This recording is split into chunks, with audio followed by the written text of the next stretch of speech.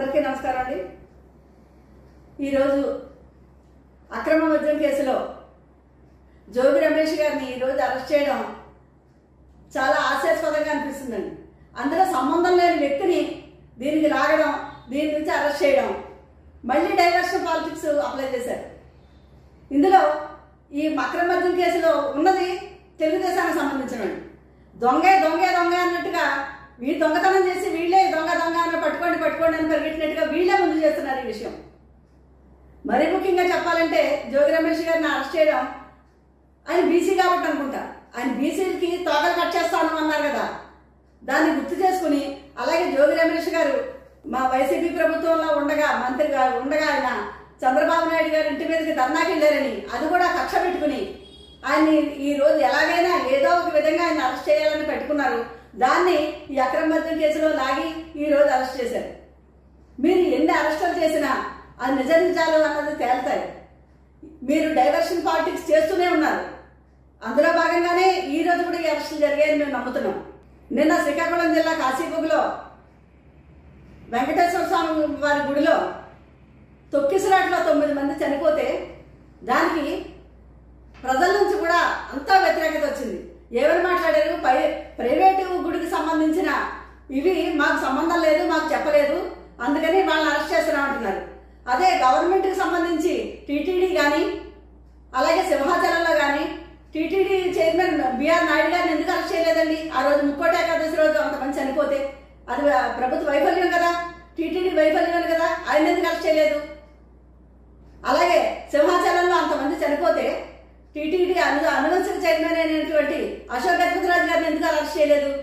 ఇవన్నీ పక్కన పెట్టి ఏ తప్పు చేసినా మీ వైఫల్యం కానీ మీ చేతగానంతనాలను కానీ పక్కన పెట్టడానికి, లేకపోతే అది ఒప్పుకోవడం ప్రజల నుంచి వ్యతిరేకత వస్తుందంటే ఇంకొక డైవర్షన్ పాలిటిక్స్ చేస్తారు. అందులో భాగంగానే ఈ రోజు జోగి రమేష్ గారిని అరెస్ట్ చేశారు. తంబళ్ళపల్లికి చెందిన టీటీడీకి అభ్యర్థి అయినటువంటి జయచంద్రారెడ్డి అనుచరులు జనార్దన్ రెడ్డి కానీ సురేందర్ నాయుడు వీళ్ళు ఈ అక్రమ మద్యం కేసులో ఉన్నారు. వాళ్ళని ప్రశ్నించాలి, వాళ్ళని అరెస్ట్ చేయాలి. ఇప్పుడు దాకా జయచంద్రారెడ్డి గారిని మీరు ఎందుకు ప్రశ్నించలేదు? ఈ లిక్కర్కి సంబంధించి, ఈ కల్తీ మద్యానికి సంబంధించి మూలాలు ఆఫ్రికాలో ఉన్నాయని చెప్తున్నారు. ఎక్కడున్నాయి ఆఫ్రికాలో? ఆఫ్రికాలో ఎక్కడి నుంచి ఉన్నాయి, ఎవరి నుంచి ఉన్నాయి? ఎందుకు మీరు దాన్ని తీయలేదు? మీ జయచంద్రారెడ్డి గారి అఫిడవిట్లో, ఎన్నికల అఫిడవిట్లో రాశారు ఆఫ్రికాలో ఈయనకి సంబంధించి వ్యాపారాలు ఉన్నాయని. అంటే అందులోనే తెలుస్తుంది ఈయన చేసే అక్రమ వ్యాపారాలన్నీ అక్కడ ఉన్నాయి. దాని మూలాల నుంచి ఇవన్నీ తయారు చేశారు. ఈ జనార్దన్ రెడ్డిని, సురేందర్ నాయుడిని అందరినీ కలుపుకుని, అలాగే మిగిలిన మంత్రుల సన్నిహితులు కానీ, స్పీకర్ గారి సన్నిహితులు కానీ వీళ్ళందరూ అక్రమ మద్య విషయంలో లేరా? ఆఫ్రికా మూలాలు ఉన్నాయంటున్నారు. ఏలూరులో పట్టుబడిన మద్యానికి ఎక్కడున్నాయి మూలాలు? అలాగే రాష్ట్రంలో వివిధ ప్రాంతాల్లో పట్టుబడి ఉన్నాయి. దాని అందరికీ మూలాలు ఎక్కడున్నాయి? వెతకండి. మీరే ప్రభుత్వంలో ఉన్నారు కదా.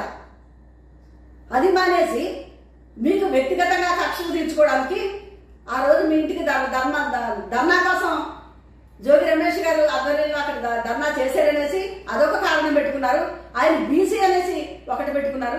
అది పెట్టుకుని ఈ రోజు మీరు అక్రమ మద్యాన్ని చేసుకుని వస్తున్నారు. ఎన్నాళ్ళు చేస్తారు ఈ దౌర్జన్యాలు? ఈ మొంతా తుఫాన్లో రైతులు తీవ్రంగా నష్టపోయి వాళ్ళు ఎంతో బాధలు పడుతుంటే వాళ్ళకి సరైన సాయం అందక రైతుల నుంచి వ్యతిరేకత వస్తున్న తరుణంలో, అలాగే నిన్న జరిగిన ఈ తొక్కిసలాటలో జరిగిన ప్రజల నుంచి వచ్చే వ్యతిరేకతని ఇవన్నీ కూడా మీరు పక్కకు పెట్టాలి అన్న ఉద్దేశంతో డైవర్షన్ పాలిటిక్స్ చేసి ఈ రోజు మీరు అరెస్ట్ చేశారు. నిజ నిజాలు ఖచ్చితంగా తేలుతాయి. ఇంతమంది ఈ ఇబ్బంది పెట్టేసింది, దీన్ని ప్రత్యేకంగా ఇదే మీరేదో సాధించారని అనుకోవద్దు. నిజ నిజాలు తేలుతాయి. ఆయన అడిగిన ముచ్చలాగా వస్తారు. ప్రజలు మిమ్మల్ని ఇంకొకసారి ఈ ప్రతిసారి కూడా ఇలాగే చేస్తున్నారు. ఇప్పటికి 3-4 ఇష్యూలు చూశారు. ఇది కూడా చూస్తున్నారు. చంద్రబాబు నాయుడు గారు లండన్ పర్యటనని వెళ్ళారు, పెట్టుబడుల కోసం అని చెప్పారు. తర్వాత ప్రైవేట్ పర్యటన అని చెప్పారు. అంటే ఈయన ప్రైవేట్గా ఏం చేస్తున్నారో, ఏమన్నా చర్చించుకుంటారో, ఎక్కడి నుంచి వస్తుందన్నో ఇదిలో మళ్ళీ దీన్ని డైవర్షన్ చేయడం కోసం కూడా జోగి రమేష్ గారిని అరెస్ట్ చేశారు. ఇలాంటి అక్రమంగా చేసే అరెస్టులు కానీ ఇలాంటి వాటికి వైసీపీ నాయకులు కానీ కార్యకర్తలు కానీ భయపడరనేసి మరొక్కసారి మిమ్మల్ని హెచ్చరిస్తూ మేము మరొకసారి ఇలాంటి డైవర్షన్ పాలిటిక్స్ తీసుకెళ్లి అన్ని కూడా ప్రజలకు మేము తీసుకెళ్తామని గంట పదంగా చెప్తున్నాం.